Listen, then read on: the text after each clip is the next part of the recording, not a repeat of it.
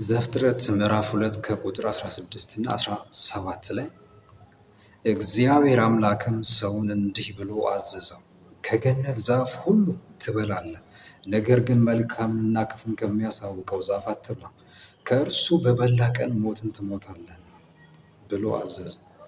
ዛሬ የምንመለከተው መንስኤና ውጤት ወይም ምክንያትና ውጤት።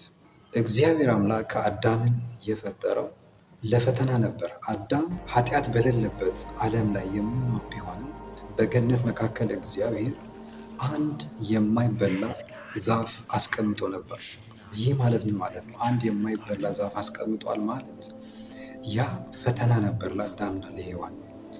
አዳምንና ሔዋንን እግዚአብሔር የፈጠራቸው ፈተናውን ካለፉ በኋላ የዘላለምን ሕይወት እንዲወርሱ ነበር የፈጠራቸው። ፈተናውን ከወደቁ ደግሞ ሞት እንዳለ ነግሯቸዋል። ከእርሱ በበላችሁ ቀን ሞትን ትሞታላችሁ። ስለዚህ አሁን እግዚአብሔር አዳምን ፈጥሮ በገነት መካከል መልካምንና ክፉን የምታሳውቀውን ዛፍ ካስቀመጠ አዳም ኃጢአትን ሊሰራ የሚችልበት እድል አለ። ኃጢአትን አለመስራትም ይችላል። ከዛ ከተከለከለው ዛፍ ካልበላ፣ ከተከለከለው ዛፍ ሳይበላ ከቆየ ለዘላለም ይኖራል።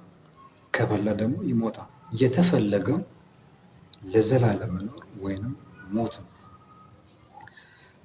ኃጢአትን በመስራት የመጀመሪያው ሰው አዳም አይደለም። ኃጢአትን በመስራት የመጀመሪያው ሰው ወይም የመጀመሪያው ፍጡር ሉሲፈር ነው። ወይንም አሁን ሰይጣን በሚለው ስሙ የምናውቀው ፍጡር ሉሲፈር ወይንም የብርሃን ተሸካሚ የተባለው መልአክ ነበር። እሱ በኃጢአት ስለወደቀ በእግዚአብሔር ላይ ስላመፀ በሱ ቦታ ወይም በሱ ምትክ እግዚአብሔር ሌላ ፍጥረትን ፈጥሮ ያንን ፈተና ካለፈ በኋላ እግዚአብሔር በወደቀው ፍጥረት በሉሲፈር ቦታ ሌላ ፍጥረትን ለመተካት ስለፈለገ ሰውን ፈጠረ። ሰውንም ከፈጠረ በኋላ በኤደን ገነት አኖረው።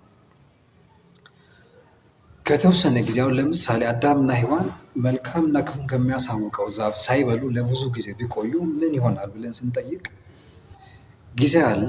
ጊዜው ሲያልቅ ፈተናው ሲጨርሱ ወደ ዘላለም ሕይወት ወይም ያንን ቦታ ይወስዳሉ። ሉሲፈር የወደቀበትን ቦታ መውረስ ይችላሉ፣ ይወርሳሉ ማለት ነው። ስለዚህ ያንን ፈተና እስኪያልፉ ድረስ ነበር ፈጣሪ ወይንም የጊዜ ገደብ ሰጥቷቸው ነው በመልካምና ክፉን የምታሳውቀው ዛፍ ያስቀመጠው። ከዚያን እግዚአብሔር ይመስገን በሚገርም ሁኔታ አዳምና ሔዋን በኃጢአት ከወደቁ በኋላ ቀጥታ ፕላን ቢ ፈጣሪ ፕላን ቢ አዘጋጅቶ ነበር። የኢየሱስ ክርስቶስ መስዋዕትነት ወይንም ኢየሱስ ክርስቶስ በሞቱ እንዲያድነን አዘጋጀልን ማለት ነው። ይህ ፕላን ቢ ነው። እግዚአብሔር ስታንዳርዱን ከሚቀንስ ልጁን አሳልፎ ሰጠ። ሕግ ስለማይሻር ሕግ አንድ ጊዜ ከተጣሰ የግድ መቀጣት አለበት አንድ ሰው። ስለዚህ እኛን ከመቅጣት ይልቅ ፈጣሪ እኛን ለዘላለም ከማጣት ይልቅ ልጁን ኢየሱስ ክርስቶስን አሳልፎ ሰጠን ማለት ነው፣ በእኛ ቦታ እንዲቀጣ።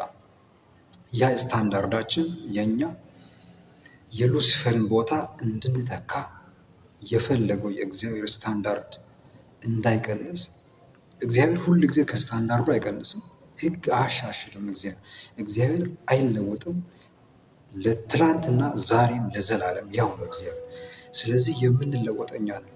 እግዚአብሔር ስለማይለወጥ ሕጉን ስለማይቀይር አንድ ጊዜ እግዚአብሔር ያለው ያው ስለሆነ ልጁን አሳልፎ ሰጠን። ከዚያም በኋላ በልጁ በማመን እንደገና ያንን የዘላለም ሕይወት እንድንወርስ ሉሲፈር ያጣውን ቦታ እንድንተካ ፈጣሪ ሌላ ዕድል ሰጠን። እኛም በኢየሱስ ክርስቶስ በማመን እንድናለን ማለት ነው። ስለዚህ እየተፈለገው በዘፍጥረት ምዕራፍ 2 ከቁጥር 16 ላይ እግዚአብሔር መልካምና ክፉን የምታሳውቀው ዛፍ ያስቀመጠው ወይ የዘላለም ሕይወት እንድንወርስ ነው ወይንም ደግሞ የማያምኑ እንዲጠፉ ነው።